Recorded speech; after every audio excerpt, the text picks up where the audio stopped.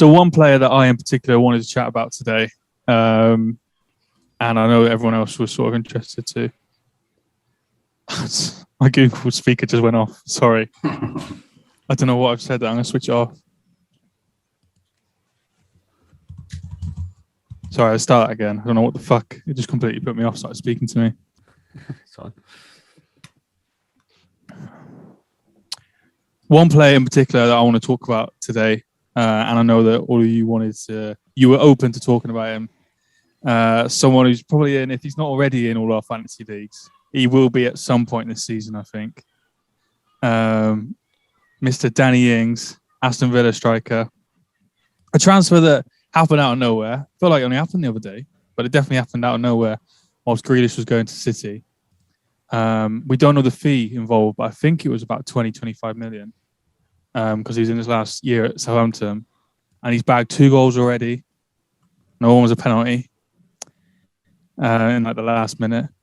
But yeah, just interesting to see how good do we think Danny Ings is, and what's his ceiling now for his career? Because I know it's one of us in particular slagged him off in a TikTok. They've got a lot of views. We're going to really check out our TikTok. But I was actually going to mention that actually because I got a lot of shit for saying that. To be fair, what did you say? I still back it. I just don't think he's good enough for a top 6 club. But didn't you base that off because he gets injured? Yeah, mainly. And that was why you got most of your stick, because people said that's not how you class a player. But I agree, fitness is whether a player is good. I think it's very important. If you're a top 6 club and you're going in for an out-and-out striker, I think fitness should be one of the, well, obviously it is one of the most important things for me. Skill and ability wise, you can't deny that he is a goal scorer, and I think he always will be. He's just got that vision, like very famous out-and-out strikers, but I don't know. I just could never see him. I think if anything, I could see him playing for Spurs maybe one day, but I think that would be a bad transfer. For him or Spurs? Both. I don't know. Yeah.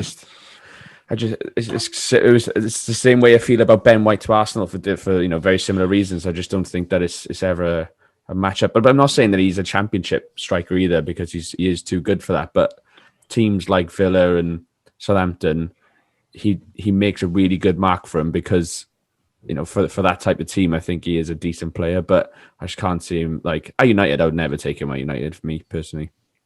You say that though, but United love an old striker. I would not be, 3 years time when everyone thinks he's too old, and then he just gets a 1-year contract at Old Trafford. I wouldn't be stoked on it though. No, I wouldn't be as excited as about when Cavani joined. So I mean, when you compare them together, I don't think Danny Ings is going to be as good as Cavani is at his age. Let's put it that way. So I don't know. Maybe I'm being a bit harsh, but I think this season at Villa, I think he is going to do well. And like you say, he scored that unbelievable bicycle kick on the weekend, which was quality. But yeah, I just don't think that he is up there for me in terms of an elite or one of the best Premier League strikers for me at the moment. I don't know. I always think, I was like, yeah, he's not that good. I was like, yeah, it was crap, mid-table. And then he scores a worldie, and I'm like, oh shit, I didn't know he had that in the locker. But he can, he does it quite a few times. He'll have like a couple of worldies per season. So I think, yeah, it's always going to come down to the injury thing. That's the first thing you sort of think about, isn't it? When you think of it. He did his cruciate ligament, I think, at Liverpool, and then he was out for ages, wasn't he? But that's it. Since that, I think it was he had 14 appearances in 3 years for us before he went on loan to Southampton. He scored, only 3 goals, which is not great because of the injuries, so much. But since he's left Liverpool now and he's got to Southampton, let's be fair, he's been a lot more fit. He's been a lot more involved in games. I'm sure he scored probably 1 in every 2 games for Southampton as well. He's I think his quality is starting to come through now. The fact that he is staying fit, like I said, he had a terrible injury, and now you're seeing him see his quality. 2 and 2 for Aston Villa, not bad at all to start the campaign. He still is getting those niggles. So I've got his injury record here. 20 to 21 season, he had 3 injuries, and it racks up to about 60 days. It's a lot of days, isn't it? Do you know what I mean? So obviously he had that bad injury, but then he is just prone to a knock or a little hamstring. That always comes into account with the big clubs, because you'd rather have a player that is less quality, but he's going to be fit. You'd rather have that than a player that is a bit better but can only play 60% of the time. Because at the end of the day, you want someone that's reliable, don't you? In that sense. Would you take him at Liverpool now, Nate? Because he was sort of linked with. I know you had not linked strongly, but I know Liverpool had I think a buyback clause in the Southampton deal.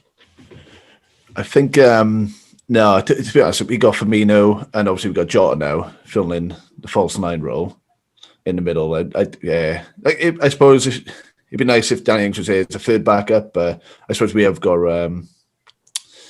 we got backups already there, and I don't think it'd be fair. Like, he deserves to play first team football, I think. And I think Aston Villa is a brilliant fit for him. Yeah, and, like I said, he's going to prove himself. I reckon he'll be up there again. He's going to get probably 15 goals, I reckon, this Prem season if he stays fit.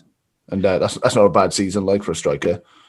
It is surprising in a way, though, because just that he went for such a little amount for a Premier League striker who scores goals. Do you know what I mean? You're not going to get someone that scores like he does. I know he's got the injury problems, but you look at like this situation that City are in now, and he was linked with City. Yeah, they were probably the team that would link more with him than Villa, because Villa literally came out of nowhere. I didn't see that anywhere. Yeah, like you see City now, who are like desperately trying to get Kane for 150 mil. And I'm not trying to compare Ings and Kane, but the ages are not horrendous. And it's like, you could have got him for 25 million. It's like, City must be thinking, and with the rotation in the squad, less chance of getting injured. I feel like that, and I wouldn't even rule that out happening in the future. Like, I honestly think if he has another, like, an injury-free season again with Villa, bags loads of goals, he could get that big move. Yeah, I think you're right there. And I in a team like City, he'd flourish. The delivery is unreal, isn't it? When you got someone like De Bruyne pinging in balls to you, what more do you want? Thanks for listening to VARguably the best football podcast. Now, don't forget to follow us and like us on all social media platforms to keep up to date with the latest football news.